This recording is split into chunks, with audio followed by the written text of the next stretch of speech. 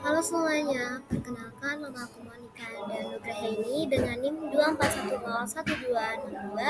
24101202200002. Di sini aku bertujuan untuk menuntaskan tugas UTS dari mata kuliah bimbingan dan konseling AUD dengan dosen pengampu yaitu Ibu Maimunah MPD dan Ibu Alfiana Falansyari Aulia MPD. Ini aku akan bahas modal dan keterampilan konselor anak usia dini. Oke, kita masuk aja langsung. Apa sih modal konselor anak usia dini itu? Terus apa saja yang menjadi keterampilan yang dimilikinya itu? Oke, next. Namun sebelum itu kita harus ngerti nih, apa itu bimbingan dan konseling. Di sini aku ngambil dari pendapat Tolhirin 2015, di mana bimbingan dan konseling dapat diartikan dengan bantuan yang diberikan oleh seorang baik laki-laki maupun perempuan yang memiliki pribadi baik dan berpendidikan yang memadai kepada seorang pada setiap umur untuk membantu mengembangkan aktivitas-aktivitas hidupnya sendiri, mengembangkan arah pandangannya sendiri, membuat pilihan sendiri, serta memikul bebannya sendiri. Berikutnya, oke, kita langsung masuk ke modal seorang konselor. Nah, seorang konselor itu harus minimal S1 di bidang bimbingan dan konseling, serta telah lulus pendidikan profesi guru bimbingan dan konseling atau konselor. Ini menurut Permendiknas nomor 111 tahun 2014. Di sini ada dua jenis modal dari seorang konselor. Di sana ada modal umum. Modal umum itu proses pemberian bantuan pada anak yang ditunjukkan untuk memberikan anak menyesuaikan diri dengan lingkungan di sekolah. Terus ada modal khusus. Modal khusus seorang konselor anak usia dini itu harus kongruen, dapat menyelami jiwa anak-anaknya sendiri, menerima dan tidak melibatkan emosinya sendiri. Oke, next.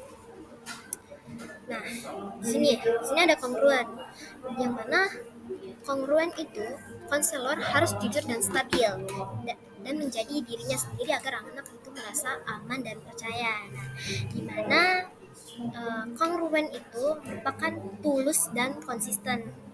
Contohnya, misalkan anak itu sedang berbicara dengan konselor. Nah, jadi si konselor itu harus tetap bersikap hangat kepada si anak supaya dapat menciptakan rasa aman dan percaya si anak kepada seorang konselor. Nah, kemudian ada menyilami jiwa kanak-kanaknya sendiri. Nah, seorang konselor itu perlu mengakses bagian dalam dirinya sendiri yang bisa memahami dunia anak. Nah, misalkan anaknya ini susah banget untuk bercerita. Nah, jadi bagaimana sih seorang konselor itu untuk bisa nih membuat anak terbuka. Nah, jadi salah satu contohnya seorang konselor itu menelaah nih anaknya, apa yang disukai anaknya. Misalkan anaknya itu menyukai dokter. Nah, otomatis seorang konselor ini ikut juga nih atau bermain peran nih jadi dokteran sehingga anak itu merasa, wah, ini konselornya baik, konselornya tahu apa yang aku sukai gitu. Jadi anak ini bisa terbuka sehingga anak ini merasa seorang konselor itu memahami dirinya, sehingga seorang konselor ini juga dapat memahami dunia anak tersebut. Terus next, menerima anak apa adanya. Konselor itu menerima anak tanpa menghakimi, baik dari perkataan maupun perilakunya. Terus juga ada nih, tidak melibatkan emosi pribadi. Konselor itu tidak menunjukkan reaksi emosional berlebihan agar anak itu merasa aman dan tidak terbebani. Contoh, misalkan anak ini sedang bercerita dan ceritanya itu sangat menyedihkan. Jadi usahakan seorang konselor itu tidak terbawa emosi berlebihan. Ya. Terus selanjutnya, keterampilan konseling anak usia dini. Keterampilan konseling anak usia dini itu sama saja dengan keterampilan seorang konselor. Jadi ada yang pertama ini menyatu dengan anak, di mana seorang konselor itu membangun kedekatannya agar si anak merasa lebih aman dan nyaman. Terus juga mendengarkan secara aktif, di mana si konselor ini memberikan perhatian penuh kepada anaknya tanpa menyela. Dan terus selanjutnya ada observasi perilaku anak. Nah, di mana ia memperlihatkan bahasa tubuh, ekspresi wajah atau respon nonverbal anak. Terus di sini menyadari isu untuk memfasilitasi perubahan. Nah, konselor itu mengenali masalah utama anak dan perlahan membantu anak menyadarinya. Terus juga selanjutnya ada menyelami kepercayaan anak. Nah, di mana konselor ini menggali pikiran atau keyakinan yang mungkin membatasi anak. Jadi seorang konselor ini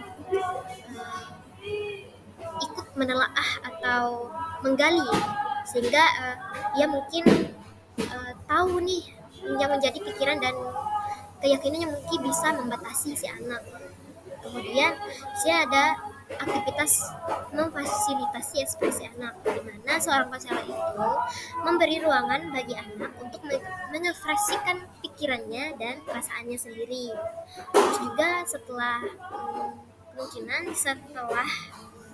akhir sesi mengakhiri dengan kesimpulan. Nah, di mana seorang konselor ini mengakhirinya dengan jelas dan hangat sehingga anak tersebut merasa aman dan nyaman terhadap si konselor. Kemudian guru sebagai konselor.